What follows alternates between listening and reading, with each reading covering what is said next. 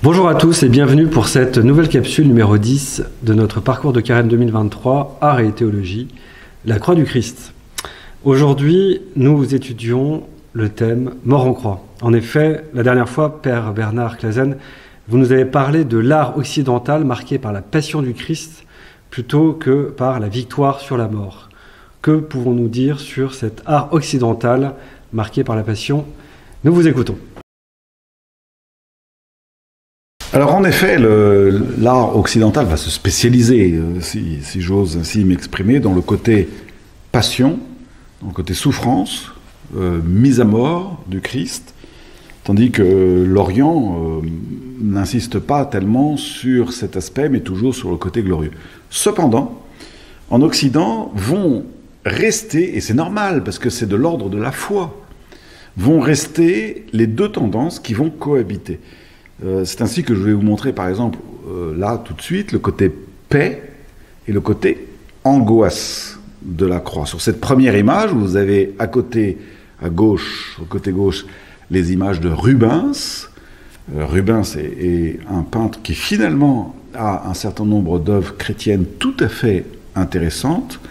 Et de l'autre côté, vous avez Velázquez, le père spirituel de Goya, qui, lui, est plutôt pacifié. Ces deux tendances vont cohabiter dans l'histoire de l'art. On va avoir soit ceux qui insistent donc sur le côté déprimé, sur le côté compassionnel, c'est-à-dire le Christ a véritablement souffert ce que nous connaissons de pire de la souffrance. Et de l'autre côté, un certain nombre de peintres, théologiens, prédicateurs, moi je pense que tous les grands peintres sont d'excellents prédicateurs, qui, eux, insistent sur « oui, il a vraiment souffert ce que nous connaissons, ce que nous endurons, mais dans cette souffrance transparaît la paix et la victoire. » Donc voilà, ces deux tendances vont toujours cohabiter. Sur ce tableau, je vous montre par exemple ici Goya. Goya, c'est le fils spirituel de Velázquez, disons, et regardez cette image stupéfiante. On voit bien sur le visage, d'ailleurs c'est le croquis, vous savez, qui illustre l'entrée, le titre, le générique de chacune de ces capsules. C'est le croquis, l'esquisse qu'il a faite au crayon avant de peindre ceci.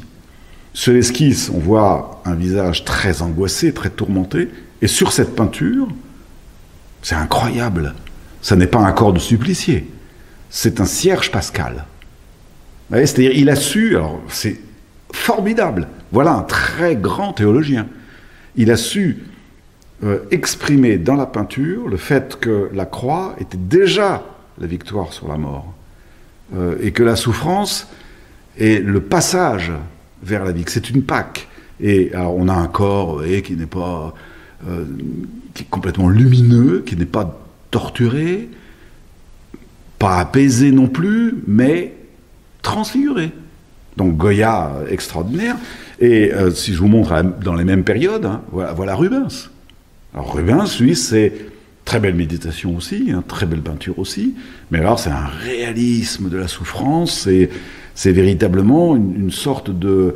On alourdit notre méditation sur le fait que la mort, la souffrance est quelque chose dont l'humanité pâtit et qui dégrade notre humanité. Donc vous voyez, il y a deux tendances dans l'iconographie occidentale.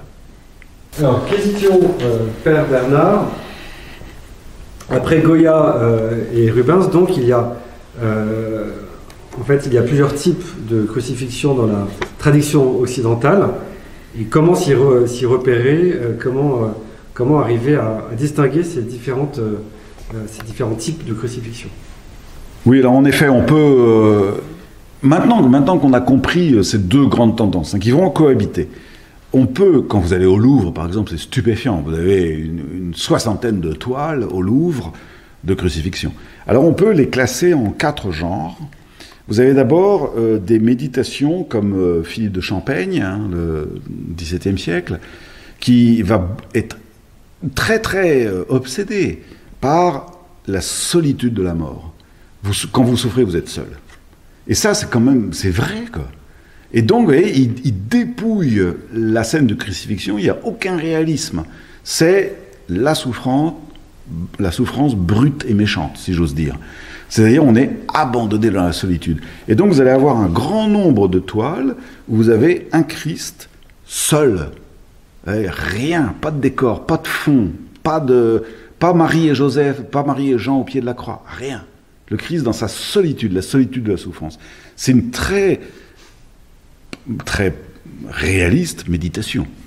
Un deuxième type de crucifixion, je vous la montre ici par exemple, avec toujours Philippe de Champaigne, mais c'est ce que j'appelle le style ce qu'on appelle dans l'histoire de l'art le style narratif, c'est-à-dire sur la même image, vous avez une crucifixion, celle-ci d'ailleurs, c'est assez étonnant hein, de la part de Philippe de Champaigne, un peu neutre.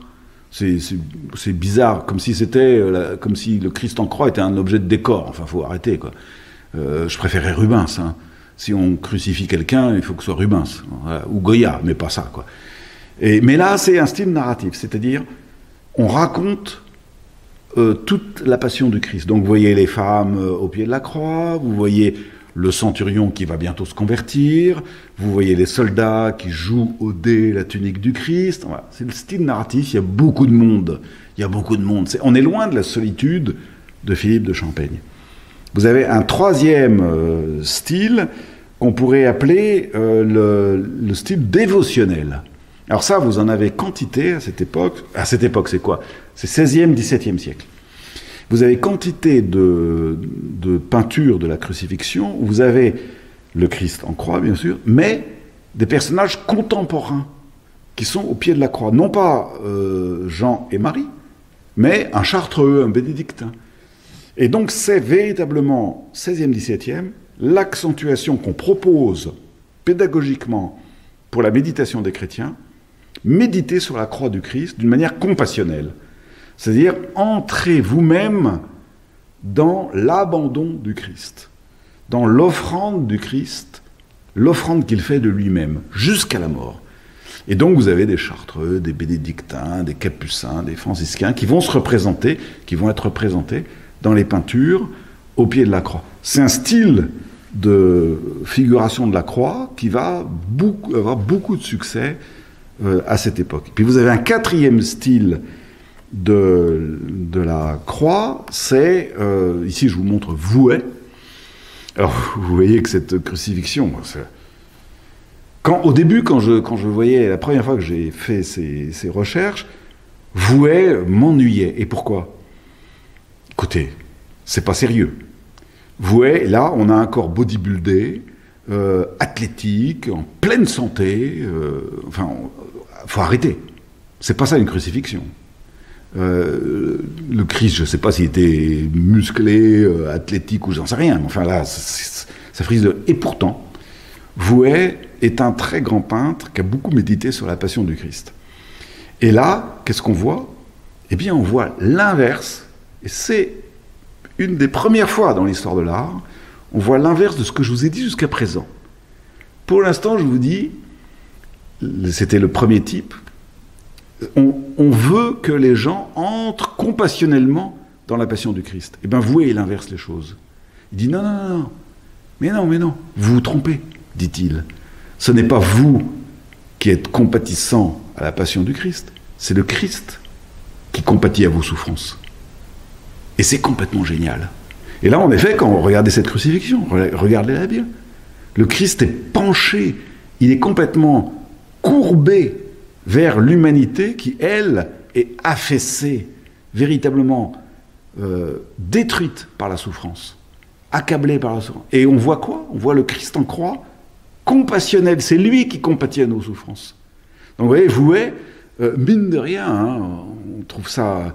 Peut-être que vous êtes comme moi, vous êtes peut-être un peu interloqué par ce type de peinture, exagérément esthétique. Eh ben non, ça a quand même une signification théologique sacrément intéressante. Et d'autres surprises nous attendent la prochaine fois. À bientôt.